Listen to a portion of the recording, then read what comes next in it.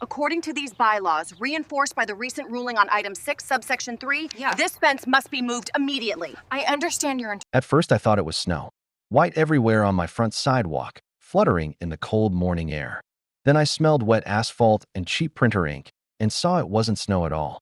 It was paper. Stacks and stacks, taped, stapled, and plastic sheeted onto the concrete in front of my little brick house. My porch light flickered over bold black letters. Violation notice. I was still in my slippers, holding a warm mug of coffee that suddenly tasted burnt. At the curb, Karen, our HOA president, stood with two board members and a clipboard. She smirked at me like she'd been waiting for this moment her whole life. One of them was filming on a phone like it was a nature documentary, and I was the wild animal. I stepped closer, and my foot landed on a page about hedge height. Another one about trash bins. Another about what kind of welcome mat you can have. The top packet said it all in big, ugly letters. HOA posted 63 pages on my sidewalk about 1974 rules. Then I filed the easement. That's what this fight became. Karen pointed at my porch swing, my solar lights, even my kids' chalk drawings on the sidewalk. She said I had 72 hours to comply or get fined $200 per day. I laughed, but my chest felt tight. This wasn't about rules.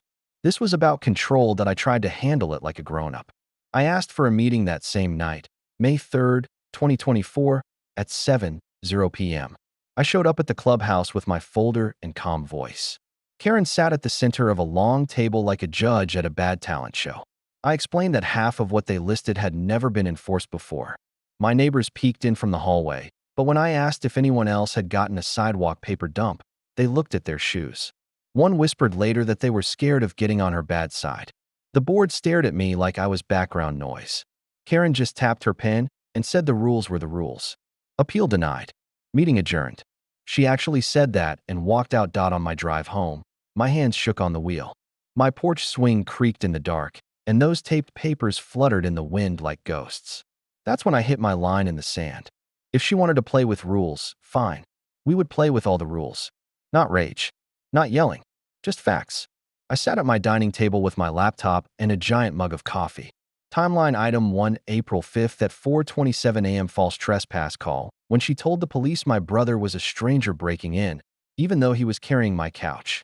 Timeline item 2, 3, 4, all the tiny ways she had pushed people. I remembered something my uncle, who works in law, once said. Patterns of false reports can be prosecuted. That line sat in my head like a dare.so. I went hunting in public records. County website. City maps. Old scanned PDFs that still had typewriter marks. I found our subdivision plat, the original from way back. Then the easements. It turned out the sidewalk in front of my house, and a good strip of what Karen thought was common HOA property, was actually a dedicated public right-of-way. City-controlled, not the HOA. I drove to the records office and asked for everything tied to our street and HOA name. The clerk wheeled out a box, and the file landed with 63 pages. I almost laughed at the number. I lined up photos, emails, and call logs in a binder. Violations she'd slapped on people's cars that were parked on public street. Complaints she'd filed about trespassers who were just delivery drivers. All stacked in order, neat and boring and deadly. The payoff came faster than I expected. I filed a formal complaint with the city attorney and the code enforcement office. I attached the easement documents and my binder. 1 week later, on a bright Saturday at 10:15 a.m., a city inspector truck rolled into our subdivision, yellow light quietly flashing. Karen was already out front in her visor, putting another notice on my mailbox. The inspector stepped out, held up a clipboard, and asked her politely who authorized her to post enforcement notices on public right-of-way. Her smile cracked. Neighbors came out, phones up. It felt like the whole block was suddenly watering plants and checking the mail.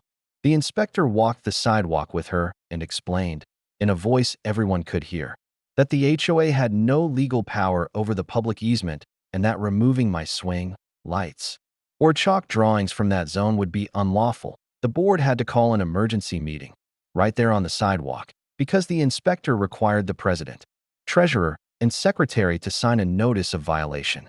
People actually clapped when they heard the words, "notice of violation," aimed at Karen. Someone whispered, "This is going on TikTok, for sure." Later that day, a neighbor uploaded the video. You can hear me in the background trying not to laugh as the inspector calmly reads the new fine schedule. Up to $5,000 if the HOA continues illegal enforcement on public property. Plus city review of all future complaints. Comments blew up. One kid from down the street added captions. Karen's face at 013 is a meme now. She tried to say it was all a misunderstanding, but the inspector pointed to my binder and the timeline. This isn't a one-time error, he said. This shows a pattern. After that, everything flipped. The same police officer who once knocked on my door at midnight because of Karen's suspicious activity, call stopped by in the afternoon, off the record. He told me the department had flagged her address. They'd counted 11 non-emergency calls in 3 months, most of them about nothing. He said, very carefully, that she had been educated on proper use of emergency services. I knew what that meant. My complaint with the city attorney turned into a formal review. The HOA's insurance company got involved.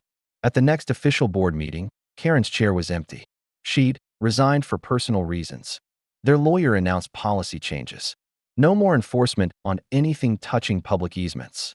All future notices had to be approved by council, and the board had to refund improper fines from the last year. Now, when I step onto my sidewalk in the morning, there's no paper storm. Just chalk flowers my kid draws, and the hum of traffic on the main road.